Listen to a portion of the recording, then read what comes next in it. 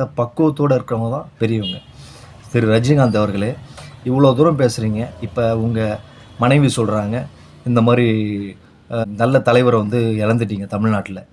யாரும் இழக்கல. நல்ல தலைவரை உருவாக்கியிருக்கோம், நல்ல தலைவரை தேர்ந்தெடுத்திருக்கோம் மக்கள். சரியா? எந்த ரூபா கொடுத்து எங்கள் தலைவர் ஓட்டு வாங்கலை. ஒன்று புரிஞ்சுங்க. மக்கள் தெளிவாக ஓட்டு போட்டிருக்காங்க. அது மட்டும் இல்லை, முன்னாடி கேட்டதுக்கு நான் வந்து அரசியல் வந்து தான் இந்த உதவியெல்லாம் செய்யலாம் அவசியம் கிடையாது. எனக்கு அரசியலில் விருப்பமே கிடையாது. அரசியல் வந்தால் தான், அந்த அரசியல் ஆசை வந்தால் தான் நம்ம வந்து மக்களுக்கு செய்யணும். எந்த விதமான கட்டாயமும் கிடையாது. நான் அரசியலுக்கு வரமாட்டேன், எந்த பிள்ளைங்களுக்கு நான் செய்வேன், அரசியலுக்கு வரமாட்டேன்னு சொன்னார். அதுக்கப்புறம் என்ன லாரன்ஸ் மாஸ்டர் ஸ்டேட்மெண்ட் கொடுத்தாரு, எங்கள் அம்மாவுக்கு விருப்பம் இல்லை இதில். இப்போ பிஃபோர் நம்ம எலெக்ஷனுக்கு முன்னாடி எங்கள் அம்மாவுக்கு விருப்பம் இல்லைன்னு சொல்கிறாங்க, அதனால் நான் வரமாட்டேன் அப்படின்னு ஸ்கூல் பிள்ளைங்க சொல்கிற மாதிரி சொல்கிறாரு. இப்போ ஸ்டேட்மெண்ட் அவங்க அம்மா என்ன சொல்லியிருக்காங்க, ஆஃப்டர் எலெக்ஷன், அதாவது சிஎம் ஆகிட்டாரு தளபதி, அதனால் அவங்க அம்மாவுக்கு ஒரு ஆசை வந்திருக்கலாம், நீயும் போடா அப்படின்னு சொல்லி. அதனால அவங்க அம்மா சொல்லியிருக்காங்க, பரவாயில்ல நீ போன்னு சொல்லி. இப்போ அவங்க அம்மா பர்மிஷன் கொடுத்துட்டாங்கன்னா அதனால ஒரு வராராம். இந்த ஸ்கூல் பிள்ளைங்க பேர், அம்மா இங்கே இந்த ஜாமெட்ரி பாக்ஸ் வேணுமா அப்படின்னு சொல்லி பர்மிஷன் கேட்குற மாதிரி இவர் கேட்டிருக்காரு. அவங்க அம்மா பர்மிஷன் கொடுத்துட்டாங்களாம். ஒன்று.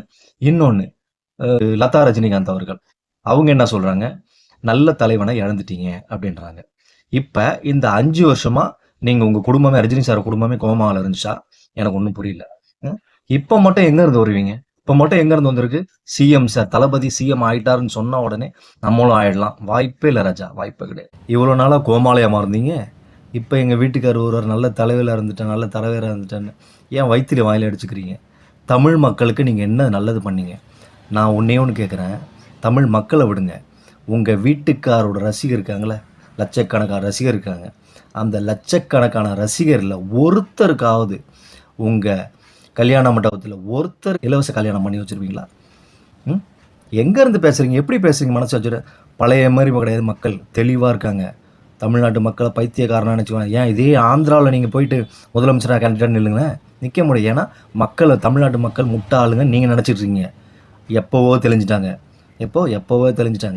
தயவுசெய்து மக்களே, அதான் சொல்கிறேன், லாரன்ஸ் மாஸ்டர் யாருமே விருப்பப்பட்டு கூப்பிடல. அவராக ஒரு பிம்பத்தை கிரியேட் பண்ணி அவரே உள்ளே வர பார்க்குறாரு. அதனால் காட்டில் ஒரே ஒரு சிங்கம் இருக்கணும்னா அது நம்ம தளபதி மட்டும்தான். வேற யாரை வேணால் நிப்பாட்டலாம். கண்டிப்பாக நம்ம விசில் சின்னத்துக்கு யார் நிப்பாட்டினாலும் வின் பண்ணுவாங்க. இது ஒரு தொண்டனா நானும் இதில் வேலை செஞ்சுருக்கேன். என்ன தம்பிமார்கள் வேலை செஞ்சுருக்காங்க, என்னோட அண்ணன்மார்கள் வேலை செஞ்சுருக்காங்க, என்னோட தாய்மார்கள் வேலை செஞ்சுருக்காங்க. அதனால தான் தளபதி வெற்றி பெற்றார், தவிர லாரன்ஸ் மாஸ்டராலேயோ மற்றவங்க நடிகர்னாலேயோ கண்டிப்பாக இல்லை. இதை நீங்கள் புரிஞ்சுங்க. நன்றி, வணக்கம்.